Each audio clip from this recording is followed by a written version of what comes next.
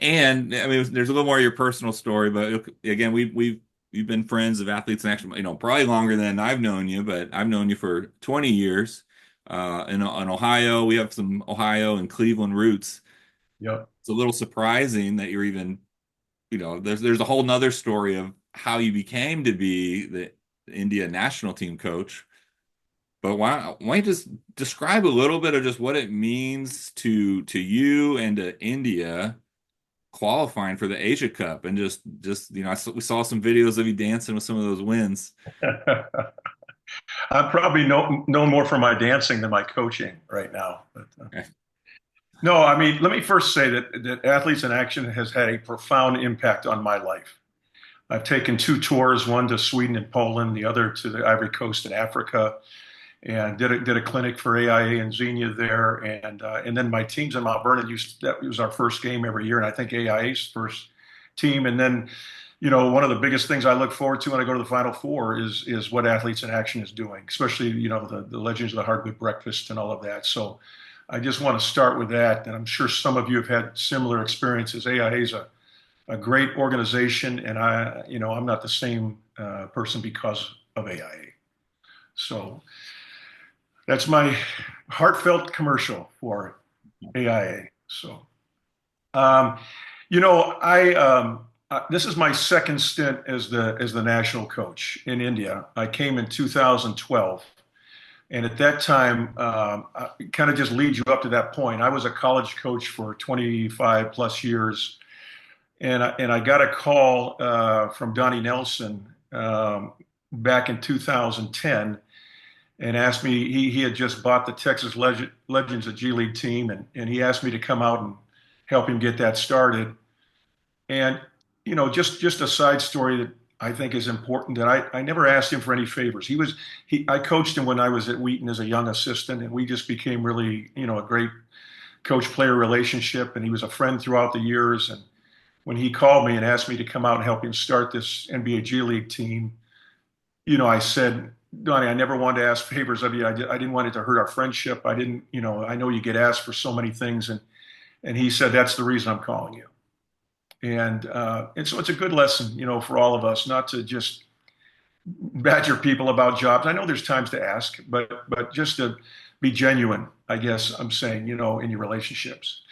So after I was with the Legends my second year, I coached with Del Harris. And Del basically said the only way, he was kind of in retirement, and he came back and said, the only way I'm going to coach is if Scott's my assistant and he takes the away games and I coach the home games.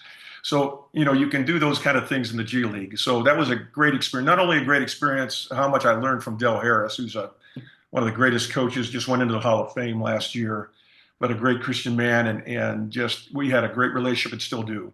But I was able to, kind of be the head coach for the away games. That was good experience as well at that level.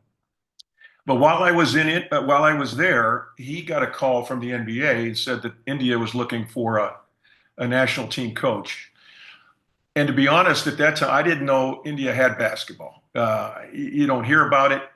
Cricket's the religion in in India, and they've got a great program, and it's a big deal, and everything else is kind of down there. Now, with 1.3 billion people, there's still a pretty good basketball crowd or fan club, but it's pretty small when you look at the whole country.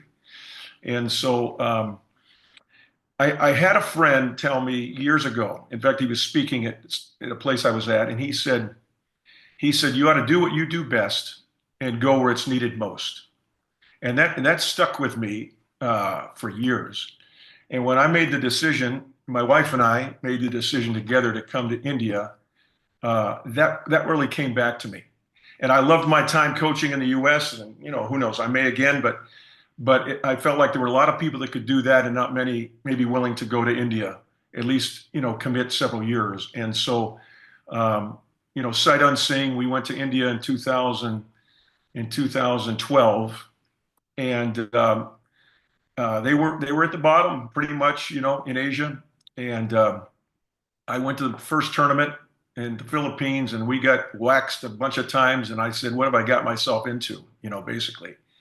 And But it took about a year. And, one thing you have to do, in any coaching position, when you look at your personnel and you look at, what can help you move along and win games, especially at the international level.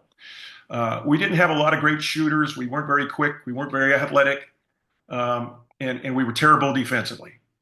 And so I kind of decided that first time around, we're just going to really work and become a great defensive team, the best we can be anyway. I didn't have any really stoppers, but I thought, if we could just get a system of play and play defense well, that maybe will take place. So it was about a year later, we entered the Lusophobia games, and they had, some African teams, other teams. Angola was highly ranked at that time, and we ended up winning that tournament, getting the gold medal. It was in India. You never play home games hardly when you're an international coach. It's all away games. But that night we had 4,000 fans, rooting for us at a home game in Goa, and that was the kind of the start of really gaining some confidence and feeling like we could compete with some better teams. And late in the second half, I mean, you're hearing the whole crowd chant India, India. It was pretty special.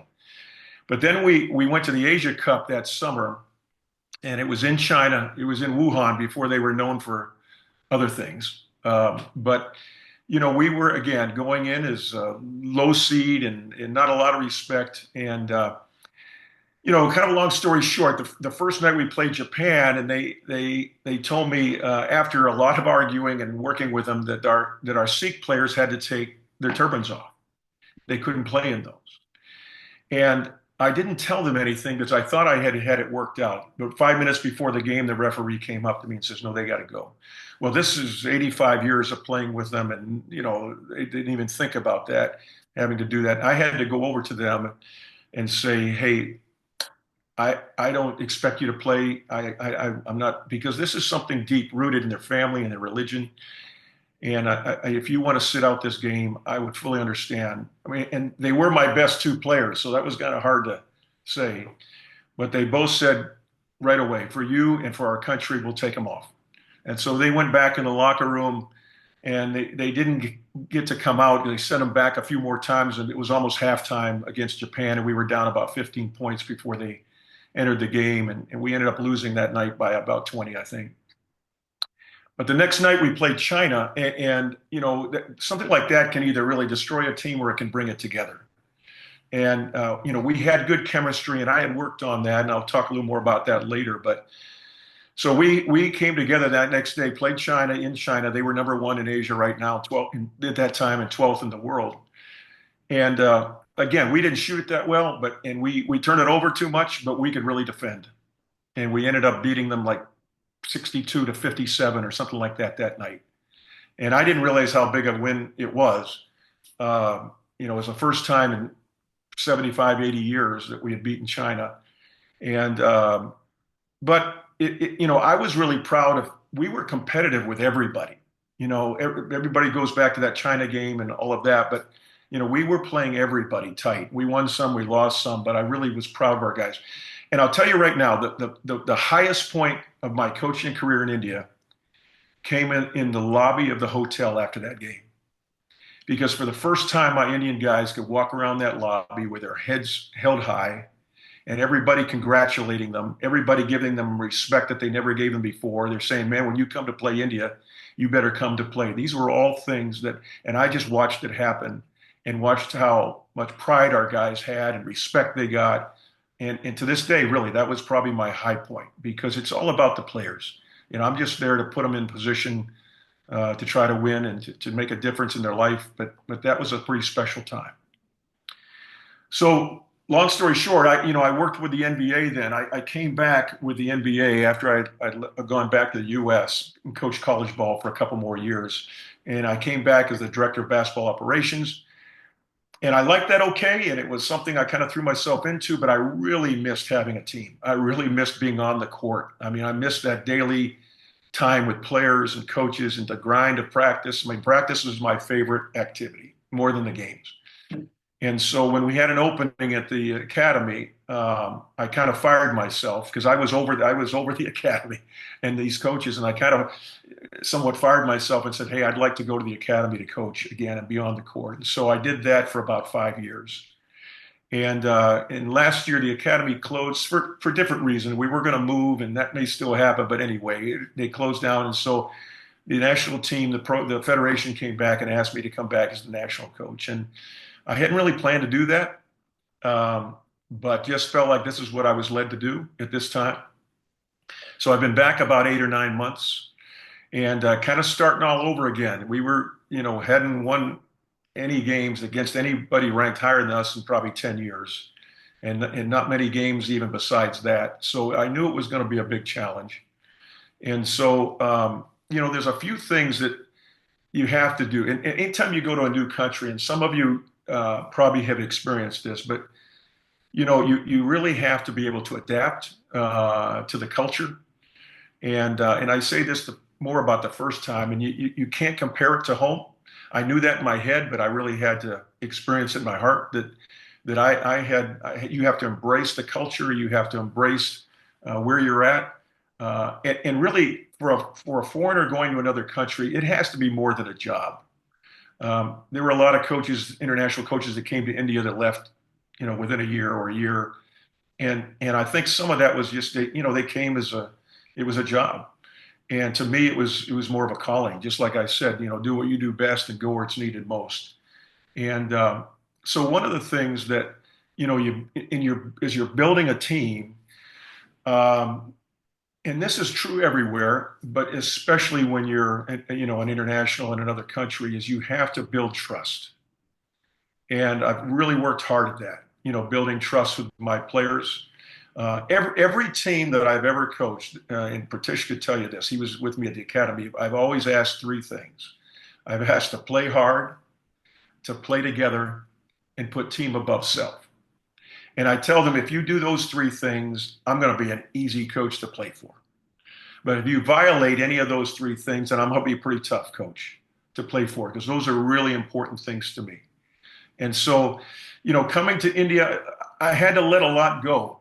It's kind of a balance between really trying to change a mindset, but also understanding the culture you're in and not trying to turn it upside down. And probably some of you have experienced that.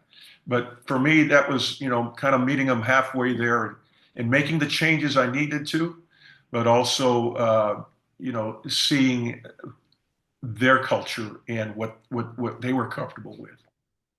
So as I said, when I came to India, cricket was the biggest sport, and everybody else was kind of down there. But I think trust was a big factor, and along with the three things I told you, my wife is with me about eight months of the year, and don't ever estimate what your spouse can do and what your wife can do because I remember the first time we had brought the national team over to our house, and they had never been asked to come to anywhere like that by a coach.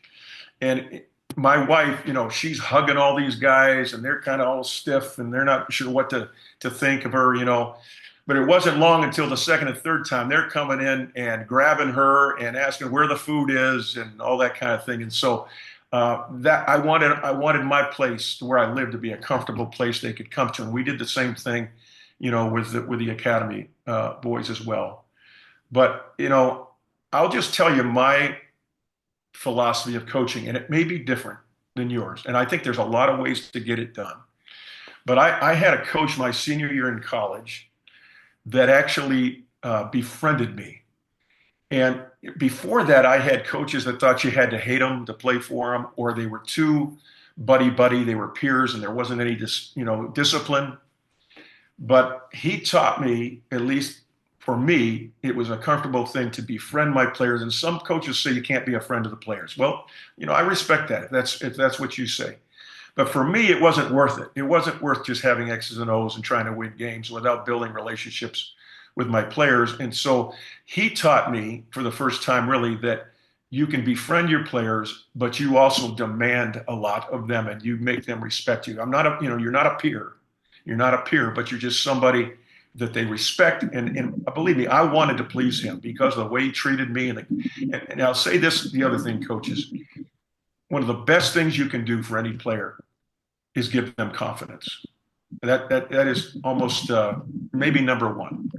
And I love the X's and O's and all of that we do, but I think in the long run, and I think too, if you really are positive with players and you give them confidence, that kind of gives you the right to yell at them too and get after them.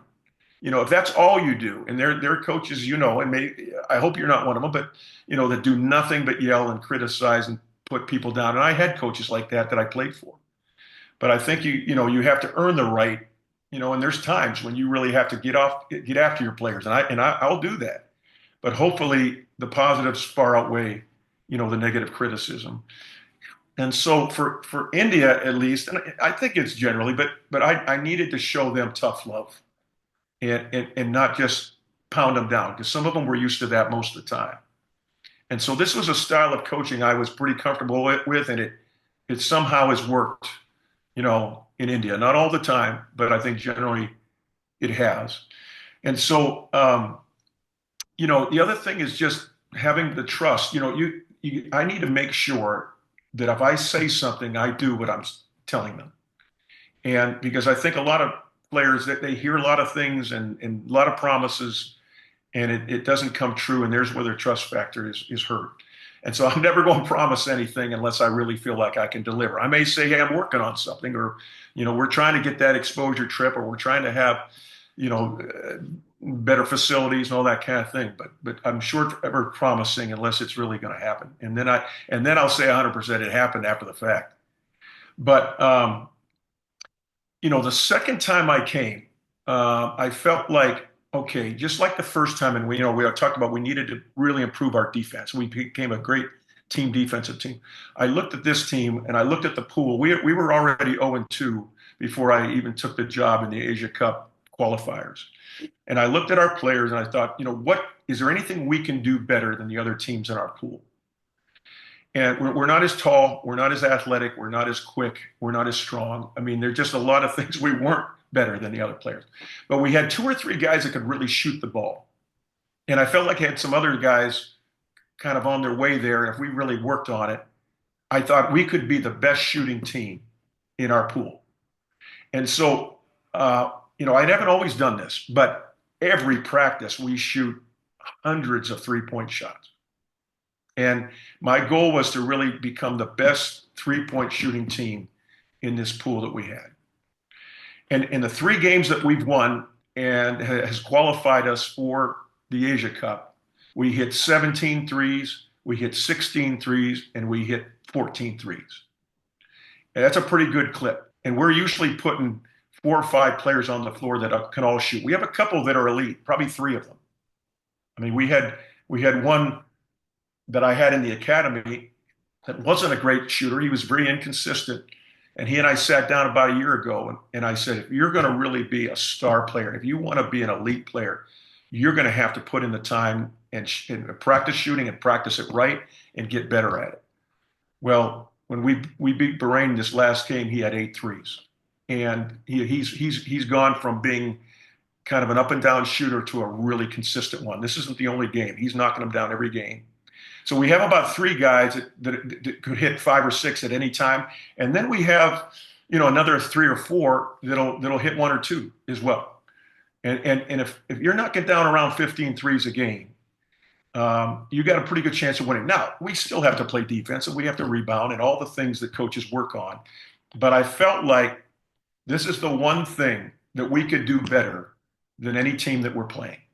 And so far it's worked out. I mean, I know it's always, you live and die by the 3, but in the 3 games we've won, we've knocked them down. So any team that you have, especially internationally, if you're in a country where you're just not as good as some of the other teams and you got to find a way, and I always talk about it, we got to find a way to narrow the gap because we have a big gap right now between us and the best teams we play.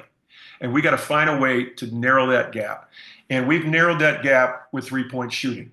Now, I may go to another team, another country, whatever, and it's something different. But for this team, this was really, the answer for that. And so, because we have challenges here, and I'm sure many of you that are overseas, I see some of you that I know here that have coached teams overseas, and some of the challenge we have is a different mentality. We've got to build some toughness in some of these players, and that takes time.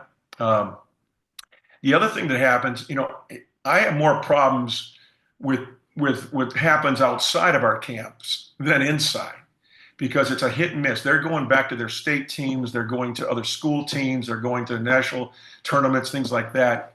And so every time we kind of get a system put together, they take off for another month and they do something totally different, or they do nothing, basically no system, and they come back, and now you kind of have to start all over again with them. And so, and even with strength and conditioning, any of you guys that are part of that, that when you can lift all you want to for 3 weeks or 3 months, and then if you leave and don't do much for a month, I know I've heard some experts say that in 4 days you're already losing what you've worked on. So, that's another challenge, just consistency of training. The other thing we're just kind of getting into now, where so many of the teams that we play will have 25, 30 games under their belt before they get to these tournaments.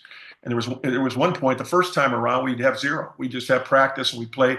There's really no one to play in India. We really don't have any teams. I've got the best, 15 guys in India, so there's really no one to play. So we have to get outside the country, and we've just started to do that, but we need to do that better. We've had a few trips fall apart, after we've kind of gone pretty far with them, including coming to the U.S. And so I'm still working on that, and I think it's going to happen. The federation's supporting it, but we just gotta make that happen. Um, so, the other thing is when they're gone, many of them, and Pratish can tell you this, play on outdoor courts, play in tough conditions. And so the injuries happen. A lot of times, whenever they go away, they come back and they're injured. And so we have to put them through rehab and all of that. So I'm sure some of you in some of the countries that you coach in, or you've seen, that you're playing outdoors most of the time. And then when we have good facilities for the federation, we have a good court, but I'd say the majority of the time they're playing outside in tough conditions. Um, and the thing is to, finding the right, when I first came to India, everybody asked me, how are you going to have a basketball team in India? Isn't everybody short, there? You're not going to have any tall players. I said, well, listen, with 1.3 billion people, there's got to be some tall players out there. And there have been. I've had some 7-footers. I've had some good big men. My biggest challenge is that I can't find a point guard because they're just not trained that way, in coming up. Everybody's a shooter, and there's not a lot of that happening. And we're trying to do that more at the grassroots level. And I'm even when I'm coaching coaches, I do a lot of clinics. I do as much coaching of coaches probably as I do of players, and I always tell them, you know, work on a point guard. Get somebody that can really run the floor, a great ball handler. Can see the floor and take charge, and that to this day it's been hard to find one. So we're kind of playing combo guards, basically, at the point guard spot, and they're doing the best they can. Um, but so those are some of the challenges I've had. But we've experienced success, and I'll tell you, um, success breeds success. When they win a game or two, that confidence level starts going way up. The other thing is we need time because I'm a systems coach, and especially in a country where basketball is not the priority, and you have players that maybe aren't quite as good as just naturally as some of these other countries, and we've beaten now three teams that I don't know. Maybe somebody would say they're better than we are, but we had a system in place that gave us a chance. And you can't just roll the balls out. Obviously, when you've got to find a way again to narrow that gap, you've got to find some ways and a system that will help you to give you some advantages over some of these teams. And so, those are some things I've experienced, and we're really excited. I mean, just 2 days ago, we beat Bahrain to qualify. We had to win at least one game, and we put it to rest when we beat Iraq and we beat Bahrain. And Bahrain was ranked 15 spots higher than us in the FIBA rankings. In Kazakhstan, I think was about 10 above us when we played them. And so it was it was really a challenge to beat those teams, but we found a way, and we beat both of them by, well, we beat Kazakhstan by 20, and then it was a close one against Bahrain. But we're in the right spot. We're in the right spot to go now in the Asia Cup in August. And so, and let me tell you this. I mean, I wouldn't be telling you the whole story if I didn't. A big reason that I went to India was my faith and my Christian faith. Because, like I said, I wanted to make a difference in their basketball program, but my biggest goal is to make a difference in the lives of the players that play for me and the coaches and everybody that we meet. And we've had some real success stories. You know, my driver that I had the first time around, his name was Arvin, and Arvin became more than my driver. He became my best friend in India. And you know, he made a decision at some point, a spiritual one, and we took him to church every week, and it was just, and to this day he's a dear friend. And I think one of the things that I did differently, maybe than other coaches, is I tried to show respect to everyone. And you know, and in India, there's still, you know, kind of, there's still the caste system, and there's still the haves and the have-nots. And and I'll be honest with you, my wife and I went over there, and we, you know, one of our goals was to break that caste system down in our world. And they looked at me and they scratched their heads sometimes because I treated the cleaners and the drivers and the cooks pretty much the same as the CEO. And nobody was different. Nobody was higher, nobody was lower. And I think that's the great part of Christianity, is that we're all equal. And no matter how much money we have, or what family we're from, or what you know, what place we've lived in growing up, we're no better than anybody else. And I think, I want to think, and I think that, you know, we've had an effect on the people that we deal with because of that. And everybody, you know, and I say this too, even to the Indian coaches, because some of them will play only 5 or 6 players, and there's a really, and I don't think they mean to do this, but there's really a division on teams where you kind of have the haves and you have the have-nots. You know, while they're talking to the haves on the bench, the others are off, you know, shooting around or whatever. And every clinic I do, I start with this statement: coach your whole team.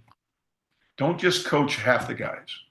Everybody's important. Now that doesn't mean everybody's going to play, although they should probably play more. I mean, I think you should try to get to a 9 or 10 man rotation. You know, they play, a lot of them play, and this is not just in India, but play players for 40 minutes, and they're worn out by the last, you know, quarter. And so you're going to be a better team. And the other thing is, just everybody deserves respect. Everybody deserves to be a part of that team. And so practically, it's the best thing to do, I think, to win games. But in the game of life, it's the right thing to do, is to show everybody respect. And I've tried to do that as much as I can. Even when I'm not playing somebody, I'll try to send them a note, or encourage them, or I'll, you know, when they have a great practice, I let them know that, you know, you won today in practice. You were better than everybody else. And so I think that's important, regardless of where you're coaching. But I'm just giving you some things that kind of have helped me to, as an international coach in a country that maybe isn't used to that as much. And so, you know, that's kind of it. And we're excited. You know, it's not till August, but we're heading to the Asia Cup. It's going to be a big challenge for us. But I think, you know, we're coming off some confidence, and you know, we won 3 games here in the last 2 windows, and we beaten 2 teams that they said we shouldn't have. And so that does a lot for your confidence. And I love my guys, and well, you know, they'll run through a wall for me. And that's the other thing in India. I mean, these are not entitled players. There's things you have to do to really motivate them, and get them to play a little tougher. And you know, the other thing I talk a lot about with them, and they probably hear it more than they'd like to, but you know, there's a difference between playing and competing. You ever hear that, Pratish? Yeah. So I mean, you don't want to just play. And I think some of them come out just to play, and they hope it ends up good in the long run. But you got to try to win every possession, and you have to compete. You have to want to win, whether it's for your team, which it should be, or your parents, or your coach, or for yourself. You know, you can't just play. You can't just play and hope things are going to happen. You got to get out there and compete and try to win every possession. And that's not international. That's everywhere playing basketball. And the best players in the world have done that. So Jason, that's kind of my story. And, not a lot of X's and O's, but I did give you some areas that I think you have to find specialties that you can be better, than other people. The other thing, when we were talking about the defense about 20 years ago or more, probably 25 years ago, I heard a guy in a clinic say, you should base your defense on the top three teams you play. Because, I was a college coach at the time and, we were pressing all over and denying way out to the half court line. And for certain teams, that's going to work. If you've got the athletes to do that, go do it. But for the teams I had at the time, that wasn't the answer. So I had to kind of come back because we were beating the bad teams badly and the good teams were exposing us. And so I had to come up with a defense that I felt like, okay, we may not win by the biggest margins against the bottom teams, but it's going to give us a much better chance to beat the best teams. And so that's, that first time around when I talked about working on defense every day, that was my goal right there, was to be able to compete with the best teams that we play.